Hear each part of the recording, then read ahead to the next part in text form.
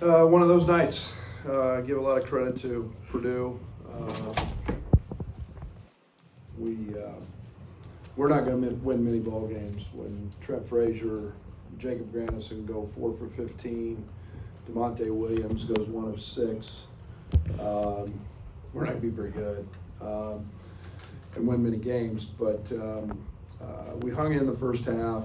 I thought we found some composure and made a run late to take a lead.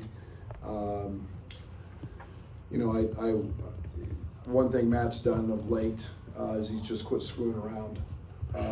Just give the ball to Ivey and get the hell out of the way and screw all the rest of the guys and all the post ups and everything else and that's what they look like. That's for anybody who doesn't know what a pro looks like. That's what they look like. And so it's our intent coming in was to take away threes. It's what we do at a really, really high level, and we didn't do that. So you can't give them, Ivey 2s and the other guys 3s. And we're really good in our ball screen coverage. We're one of the top teams in the country at it. That got exposed tonight because we go home and we don't give up 3s. But there's a reason they're the #1 offense in the country. They've got great players, and they had a great player tonight that took over the game in the second half. Questions?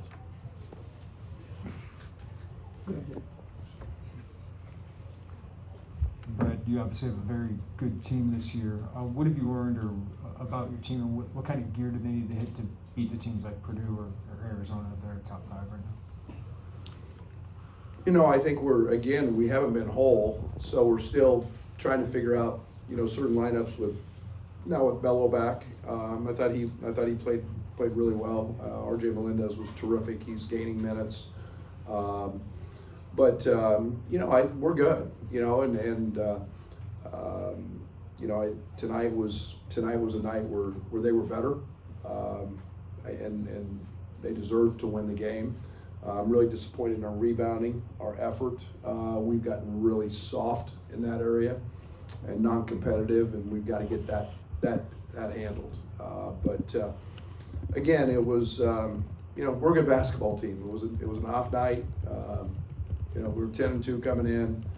We're still in a really good place, and we've got had one of those nights where, again, and give Purdue and Matt's crew a lot of credit. We didn't shoot the ball well. They had something to do with that. Coach, when a player is obviously going off like that and taking over a game, what's the discussion like around the bench area on how to slow him down? Do you throw multiple guys at him? Do you make him go left? What kind of was discussed to try to slow down Ivey?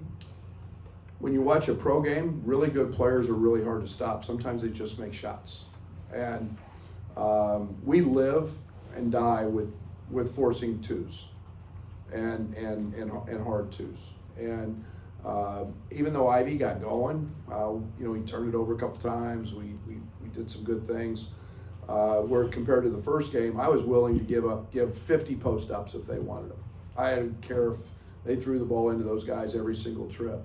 We can guard that. We can contest that. We stay matched up and we stay in a good place. And they're 2s.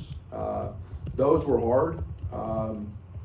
And they sprayed it, and then you compound that with 3-point shooting, and we were just in a tough spot. But he goes right better than he goes left right now, but not by much. And it doesn't matter when you're that athletic. It's pick your poison. Coach, Jaden, you mentioned it. He's going to be a pro. You guys had Io last year, and he kind of exemplified what a pro was going to be like. Did you guys kind of get a taste of your own medicine from what Io did to the Big Ten last year to what he did to you guys? I think there's a lot of them in this league. It's not a taste of your own medicine. Io was a pro. He was a really good player, and we utilized him in ways that is very similar to what Matt's doing with Jaden. And it's nice when you have them, and when you can capitalize on that. He's in my opinion, played Arizona. I mean, he's different level athletically than anybody we've seen, and it's, in a long time. Might be as athletic as anybody that's been in this league. In my time here, maybe the one kid at Michigan State, I'm drawing a blank with his name, but Jaden's so good with the ball. Yeah, that's what they look like. Kobe got caught a little too deep a couple of times. Would you say that the timing and the spacing between him and Bello is just a little bit rusty right now? No, I think I called one of the worst plays ever to start the half, even though we scored. And I think that we've been less of a ball screen team, obviously without Bello, but we got what we wanted. We got downhill.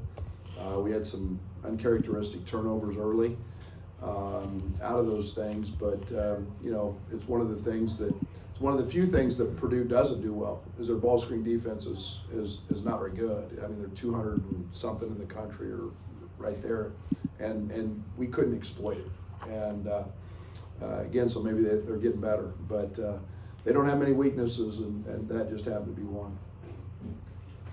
Brad, watching Trent Frazier for all these years, it's no surprise that he's tough and came back in the ballgame, but what did it say about him coming back after that scary moment? Yeah, he wanted in, so he let the kid come back in, and he's a tough kid. I give a lot of credit to Purdue's bench. They all have tremendous respect for Trent battling him for 5 years and asking how he was doing, and I don't know the extent of anything yet, but yeah, I mean it's great to see Trent get back in there. Brad, understanding what Purdue is capable of doing offensively, 1.5, I don't think we've seen a half like that defensively out of you guys, and sometimes that's surprising to you, just given how much you talk about defense traveling, and what went wrong there, you think? They're good. They had their night. They had a really good night. They're the #1 offense in the country for a reason, and we've got to learn to fight. We've got to find guys that can withstand that. It's really hard when you get guys. I'm telling you, they play really good defense in the NBA, and guys still make shots. Tonight was that night. We all know Trent Frazier has shut literally the whole country down at some point. Tonight, that kid made shots and was terrific. Not going to make too much out of it. We're not going to change a whole bunch what we do. We got the #1 ball screen defense in the league. We've been one of the top defenses in the country. We were 18th coming in. They had their night. Brad, to start the second half, Eric Hunter at 9 points in 5 minutes. How much did that maybe change the complexion of the game right there? Huge. Yeah, he's one of the guys that, he's a veteran, and they went right at us. Got a couple layups, off a back screen, and Kofi got hung up. But you can't give the other guys, and I call them role players for lack of a better term. You can't let him and Gillis and those guys beat you and hurt you, and they did. They hurt us. Coach, it looked like you played behind Zachy quite a bit. Is that by design, or would you rather deny the post entry pass? Oh, that's death. How many dunks you want to give up if you front him? Yeah, you're playing dead behind him and making him. And I thought we did a great job on Zach. Zach got a couple of dump offs, and when you've got that size and you don't have to jump to dunk, you can't give him unobstructed views of the rim. I thought we did a pretty good job on him tonight. Right back in the back. After Andre had some limited minutes last couple of games, what do you feel like he gave you today? 21 minutes on the court. Is this Andre of old sense? Yeah, we're getting there. Yeah, I mean, again, kids had 5 practices literally all season, and or 6, and we've been in this, every 2 games stretch here, here in the last week where. The day after the Indiana game, after winning in Bloomington, we had literally a walkthrough, and guys are playing, especially that starting group's playing a lot of minutes, so he's not getting on-court activity with them. Now we've got a few days, so hopefully we can continue to grow that. But he's had 5 or 6 practices all year, and so his conditioning's coming on a treadmill, and it's not coming with timing and game-like situations. Brad, you guys only shoot 10 of 28 in the second half and 1 of 10 from 3. How much of it was Purdue's defense improving in the second half and you guys just missing open shots? Got a lot of open shots, didn't we? I mean, I thought so. That's Yeah, what I asked, yeah. yeah, so we felt pretty good about, like I said, when Jake and Trent and DeMonte have a night like they did where we didn't make shots, you're not gonna win. There's 1 or 2 maybe that I'll look at and really question, but I felt really good about it. I mean, Jacob Granison sat in front of our bench and nobody even ran at him, and he's a 50% three-point shooter for them, and he missed it. I mean, I watched Jake make 36 threes in a row the other day, so it just didn't go in. Coach, I asked you at Big Ten Media Days, fans in the stands. I mean, you travel around the country. How nice is it to see? I mean, granted, it was tough tonight on the road, but being at home and seeing fans again enjoying this game, what's that mean to you? It's what makes college basketball so special. It's unique, and it's we do it better. And I've been blessed in my day, being in the Big 12, being in the SEC. Nobody does it better than the Big 10. And every place you go is an unusual haunt, so to speak, and it's got a unique atmosphere. And in Bloomington the other day, it was rocking. It's our place. It doesn't matter. It's unbelievable character from the fans, and the fans are intelligent, and the fans are knowledgeable, and they care. Nobody does it better than this league, and this atmosphere is. Right here is as good as there is in America. So we have that at our place as well, and so we're pretty. Matt and I are pretty fortunate. We've got fans that care. Thanks, Coach.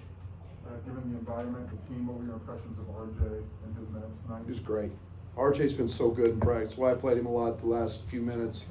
The physicality of the game still bothers him. It's why he plays with his hands. Typical freshman fouling, put his hands on people.